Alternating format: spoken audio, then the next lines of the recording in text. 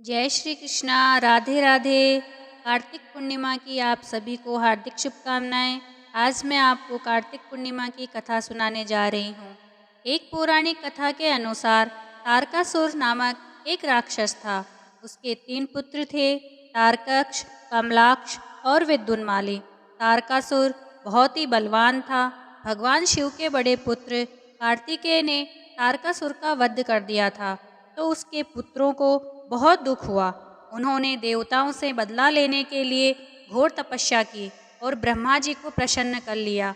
जब ब्रह्मा जी वरदान देने के लिए प्रकट हुए तो उन्होंने उनसे अमर होने का वरदान मांगा, लेकिन ब्रह्मा जी ने उनको इसके अलावा दूसरा वरदान मांगने को कहा।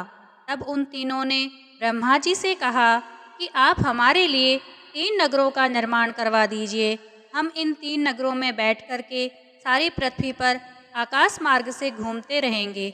1000 साल बाद जब हम तीनों एक जगह मिलें और उस समय हमारे तीनों नगर मिलकर के एक हो जावें, तो जो देवता उन्हें एक ही बाण से नष्ट कर सकेगा वही हमारी मृत्यु का कारण होगा। ब्रह्मा जी ने उनकी बात मान ली और ब्रह्मा जी उन्हें वरदान दे करके अंतर्ध्यान हो गए। वरदान पाकर के तीनों बहुत ही प्रसन्न हो गए। ब्रह्मा जी के कहने पर मय दानव ने उनके लिए 3 नगरों की स्थापना की।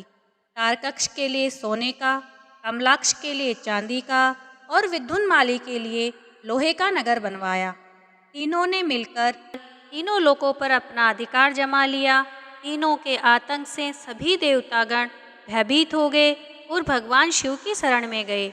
इंद्र की बात सुनकर के भगवान शिव ने तीनों दानवों का नाश करने के लिए एक रथ का निर्माण करवाया। इस दिव्य रथ की हर एक चीज देवताओं ने बनाई। चंद्रमा और सूर्य से पहिए बने। इंद्र, वरुण, यम और कुबेर रथ के 4 घोड़े बने। हिमालय धनुष बने और शेषनाग प्रत्यंचा बने। भगवान शिव खुद बाण बने और बाण की नोक बने अग्निदेव। इस दिव्य रथ पर सवार हुए खुद भगवान शिव तीनों राक्षसों से युद्ध करने के लिए निकल पड़े। जैसे ही तीनों रथ एक सीध में आए, भगवान शिव ने बाण छोड़ करके तीनों का नाश कर दिया।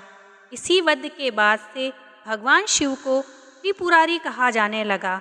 यह वध कार्तिक मास की पूर्णिमा को हुआ था, इसीलिए इस दिन को त्रिपुरी कार्तिक पूर्णिमा और देव दिवाली के नाम से भी जाना जाने लगा। बोली शंकर भगवान की जय, बोली विष्णु भगवान की जय।